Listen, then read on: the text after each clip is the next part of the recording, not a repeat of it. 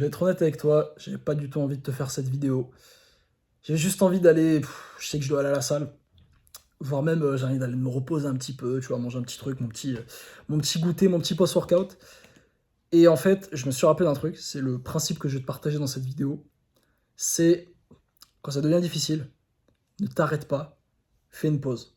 Donc là, pour te donner le contexte, je viens de tourner deux vidéos. Donc la première, c'était une vidéo pour ma chaîne principale Samy C. Donc c'était une vidéo, je crois que j'ai eu un petit 25 minutes de tournage, un truc comme ça, une bonne demi-heure. Ensuite, j'ai tourné une vidéo, donc celle qui a été postée hier. Donc je crois 15 minutes, un truc comme ça. Et en fait, après ces deux vidéos, j'étais claqué. J'étais fatigué. En plus, j'ai pas extrêmement bien dormi. Et du coup, j'avais pas du tout envie de te faire cette vidéo. J'avais envie de... Tu sais, sur ma to-do list, en fait, je te montre un peu comment je m'organise. Parce que c'est très intéressant. En fait, chaque jour, j'écris ce que je dois faire. Comme tu le vois ici. Sur un... D'ailleurs, il est dégueulasse. Il y a de la bouffe dessus. Mais sur un papier, si tu veux. Donc là, j'écris les différentes tâches que je dois faire dans ma journée. Et j'avais écrit poster 2 vidéos Samy RL sur cette chaîne. Et au final, j'en ai fait qu'une. Et du coup, j'ai hésité. J'ai eu l'hésitation de me dire ah, est-ce que... au pire, je ferai la vidéo demain, c'est pas grave. De toute façon, j'ai un peu la flemme, là, je suis fatigué, je suis pas énergique et tout. J'essaie de me trouver des excuses. Et en fait, je me suis rappelé du concept, quand ça devient difficile, ne t'arrête pas, fais une pause.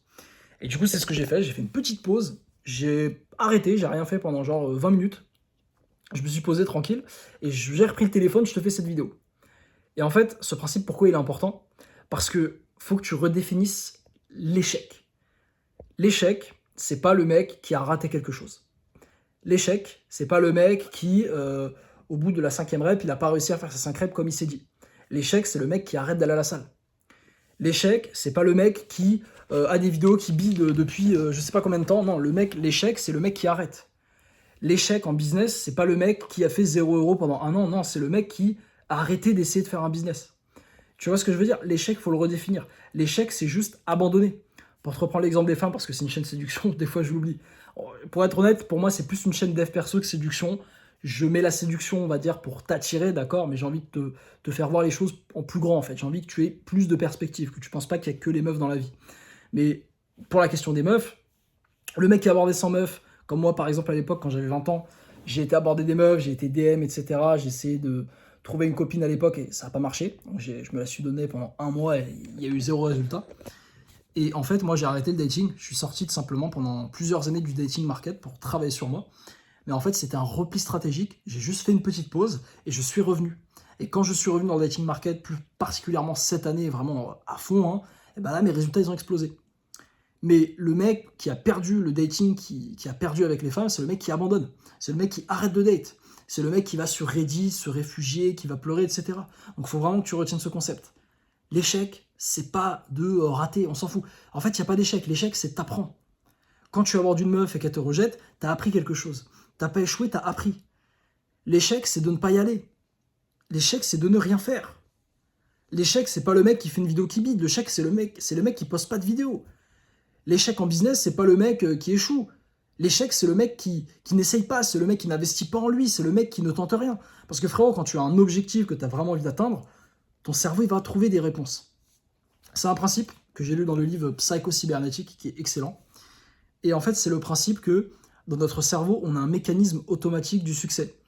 C'est-à-dire que quand on a un objectif en tête, notre cerveau inconsciemment, ce mécanisme-là, il va travailler à des idées, produire des idées créatives pour atteindre cet objectif. Donc si toi tu sais que ton goal par exemple c'est de vivre ton business pour être libre comme moi à l'époque, je me rappelais quand j'étais à la fac, mon seul objectif dans ma vie c'était de me libérer de ces chaînes, de pouvoir ne plus jamais aller à la fac, d'avoir un revenu en ligne, de me barrer. Je me rappelle moi c'était la Thaïlande qui me faisait kiffer, je voulais être en Thaïlande à Koh Samui sur la plage, à kiffer sous un palmier, à bosser sur mon ordi depuis un café. J'ai visualisé le truc. Et en fait, j'y pensais jour et nuit à ce goal. J'y pensais. Évidemment, j'y arrivais pas. À l'époque, j'avais pas YouTube Auto. À l'époque, j'avais pas toutes les connaissances que j'ai aujourd'hui. Je m'étais pas fait accompagner par Valentin. Mais par contre, du coup, voilà, j'y pensais. Et j'ai trouvé des idées. J'ai fait un peu de freelancing, j'ai fait quelques centaines d'euros.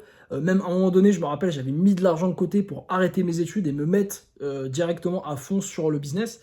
Et même si ça m'a pris des années, pendant 2 ans, enfin, comme je t'ai dit, jusqu'à ce que je découvre la méthode YouTube Auto, bah en fait, je faisais quasiment pas d'argent. J'avais quand même trouvé un moyen de rester libre et de faire de l'argent. Genre, tous les mois, j'avais suffisamment d'argent qui rentrait. Je me suis jamais retrouvé à zéro. C'est ça le truc de malade. Depuis septembre 2023, je n'ai jamais été à zéro. Et au final, à force, et ben, il y a une opportunité qui est arrivée. J'ai rencontré Valentin quand j'étais par hasard avec à Asunción. Il m'a parlé de son opportunité de YouTube Auto et boum, tu vois, là tout a changé. Et là, je vis officiellement du business. Et c'est une folie de se dire ça. C'est vraiment une folie de se dire que tout peut changer du jour au lendemain. Et ça, c'est pourquoi? C'est parce que j'ai pas abandonné. C'est parce que j'ai pas lâché. Et ça, c'est parce que tu as un mécanisme qui travaille.